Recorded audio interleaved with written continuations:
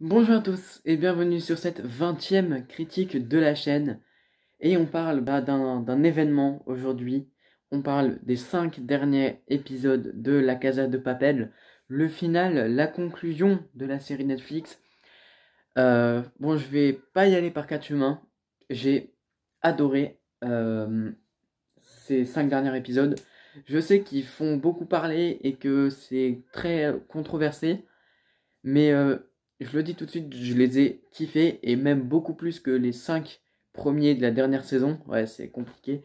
Euh, Parce que dans un premier temps, on retrouve la subtilité des 3 premières saisons, le génie du professeur de son plan et, ça m'a mis une claque. Et je trouve que c'est beaucoup plus intéressant que la saison 4 et beaucoup plus intéressant que le début de la saison 5. C'était subtil, c'était génial. Donc on va parler de la Casa des Papel. Donc j'ai enchaîné les 5 épisodes et j'ai pas ressenti de longueur là où beaucoup ont parlé de ce défaut. Non, moi j'ai pas ressenti qu'il y avait une certaine longueur. J'ai vu qu'il y avait beaucoup de dialogue effectivement, les personnages étaient beaucoup plus travaillés, mais moi personnellement c'est ce que je voulais, c'est ce que j'attends de la Casa de Papel. J'attends pas que ça tire de partout, etc. Moi j'attends qu'il y ait quand même du dialogue, que ce soit subtil au niveau du plan du professeur, etc. Donc je comprendrais que certains me disent qu'il y a des longueurs. Cependant moi je les ai pas, j'ai pas trouvé de longueur moi personnellement. Après je comprends qu'on me le dise. Euh, Aussi au niveau de l'intrigue. Alors là, comme je l'ai dit, c'est vraiment super subtil. Le professeur est un génie. Le professeur est un génie euh, parce que euh, il y a eu un gros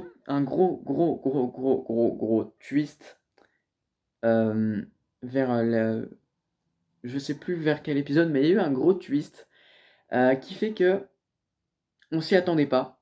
Et je pense que personne ne s'attendait à ce qui se passe. Alors peut-être que j'en parlerai dans une partie spoil, mais c'est le genre de truc qui fait que l'intrigue devient vraiment intéressante, que tu rajoutes quelque chose de vraiment pour le coup inattendu, parce que ça je pense que personne ne s'attendait à ça. C'est un twist phénoménal. J'ai adoré la façon dont ça a été mis en avant. Tous les flashbacks qu'il y avait dans les précédentes saisons, on savait pas trop à quoi ils servaient, qu'est-ce qu'ils amenaient à part le développer les personnages. Bah, ça prend tout son sens maintenant et j'ai trouvé ça super. Ensuite, au niveau de l'intrigue, alors tout le côté de la police qui essaye de jouer des arguments et à chaque fois le professeur arrive à les contrecarrer. Il a les cartes en main pour les battre, etc. Et à chaque fois, tu te rends compte que le professeur avait pensé à tout. Et je comprends que tu dises que c'est un génie. Alors, c'était le côté génie, j'avoue, il ressortait beaucoup plus dans les 3 premières saisons. Maintenant, la saison 5 et surtout dans les 5 derniers épisodes, tu, tu ressens un peu ce côté subtil, ce côté intelligent des 3 premières saisons. Et ça donne un petit côté nostalgique, en fait, après la saison 4 et le début de la saison 5 qui fait vraiment extrêmement plaisir. Ensuite, on va parler des personnages qui sont toujours aussi bien travaillés, qui sont toujours aussi attirants, notamment les personnages de Rio, Stockholm, qui sont on va dire, les personnages qui sont dans la série en globalité, pas forcément dans cette saison, mais qui sont les personnages les plus, on va dire, travaillés. Le personnage de Rio, je l'adore, il est super bien fait. On voit qu'il souffre, on voit qu'il est en colère par moments, il a des expressions avec son visage, en termes de jeu d'acteur, on en reparlera, mais il a des expressions qu'il peut faire ressortir avec son visage qui sont juste vraiment, vraiment, vraiment incroyables. Euh, ouais, non, les personnages sont toujours aussi bien travaillés, mais les deux personnages qui se démarquent de cette fin de série, c'est Alicia Sierra, donc la policière, personnellement, je m'attendais à ce qu'elle reste méchante et connasse comme elle a été. Maintenant, c'est pas le cas, c'est un vrai pivot. Elle a vraiment beaucoup aidé le professeur. Pour le coup, j'ai l'impression que, en fait, je commence à apprécier ce personnage, je commence à la comprendre, et je comprends sa relation avec le professeur, etc. C'est un des personnages qui, dans une autre série, les personnages qui sont méchants, qui deviennent gentils tout d'un coup, on les comprend pas forcément.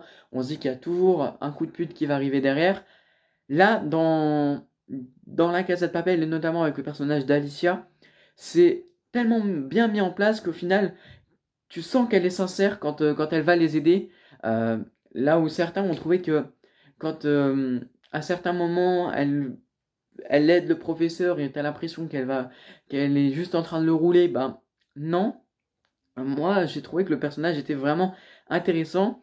Et le deuxième personnage qui, on va dire, mise en avant, mais là c'est un peu plus négatif pour ma part, c'est le personnage de Mathias, donc celui qui était censé garder les braqueurs. Bah pour moi, Mathias, euh, comment dire, c'est le personnage qui est là pour ajouter de la touche humour, qui est là parce que il fallait faire des facilités scénaristiques, et il est bah, juste là pour ça. Et ouais, c'est un petit peu dérangeant parce que bah, c'est quand même quelque chose de très sombre, malgré le fait que il y ait aucune vraie émotion qu'elle en ressorte. Oui, il y a certains moments tu vas être joyeux avec eux. Moi, j'avoue, il y a quelques larmes qui ont coulé à quelques moments, mais l'émotion n'est pas aussi forte que dans les premières saisons. Et notamment bah, la mort de Nairobi, quoi, on a tous été touchés. Bah là, c'est pas vraiment le cas. Il n'y a pas beaucoup d'émotions. En plus, j'ai l'impression que par rapport à la mort de Tokyo, donc en début de saison, c'est pas un spoil, la mort de Tokyo, bah, j'ai l'impression que les personnages n'en avaient un peu rien à foutre, quoi, qu'ils savaient pas. euh, enfin, on va dire, ils étaient pas dans le deuil. J'ai l'impression qu'ils étaient toujours dans l'action, mais qu'ils avaient totalement oublié Tokyo. Genre, ils y pensaient, mais pas dans le deuil. Le seul qui a vraiment réagi comme il aurait dû réagir, c'est Rio. Euh, la scène du lance-roquette, alors là, c'est pareil, je vais éviter de spoiler, mais Rio, c'est le seul personnage qui, on ressent ce côté, euh, je suis énervé parce que Tokyo est morte. Les autres personnages, t'as l'impression que voilà, ils sont un peu là et qu'ils en ont rien à faire, tu vois. Et ça m'a un petit peu dérangé. Donc, ouais, qu'est-ce que je pourrais dire d'autre? Ouais, j'ai toujours le gros problème de la Casa de Papel, ce sont ces grosses incohérences. Euh, Munitions illimitées, mais c'est plus un défaut. Voilà, on est habitué depuis le début de la série. On sait que quand il y a la Casa de Papel, il y aura munitions illimitées. Et finalement, c'est pas pour ça qu'on va tacler la série. Mais par exemple, dans certains flashbacks, on voit Nairobi. Donc, comme je disais, dans certains flashbacks, on voit Nairobi et elle est pas censée être là, elle est censée être morte. Bah, puisqu'elle est morte dans l'ancien braquage, alors à moins que je me trompe complètement. Mais il me semble que Nairobi est morte dans l'ancien braquage et que du coup, bah, quand il parle du nouveau, de celui de la Banque d'Espagne, elle n'est pas censée être là et pourtant tu la vois. Et, euh, et le problème, il est là, c'est qu'il y a certains moments où Nairobi n'a pas à être là et c'est des grosses incohérences quand même, mine de rien. Euh, donc ouais, après j'ai plus d'autres incohérences en tête, mais il y en a, et il y en a même pas mal, parce que je les ai relevées, je les ai oubliées entre-temps, mais il y en a eu.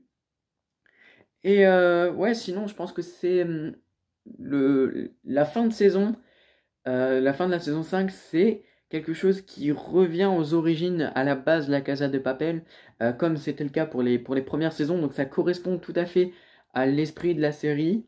Enfin, du moins, c'est ce que j'en pense, hein. C'est une série qui bah, divise beaucoup, c'est soit on l'aime, soit on l'adore, même soit on la déteste.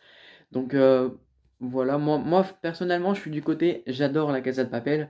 Euh, c'est une série, voilà, qui est pour moi très importante puisque c'est la première série que j'ai regardée.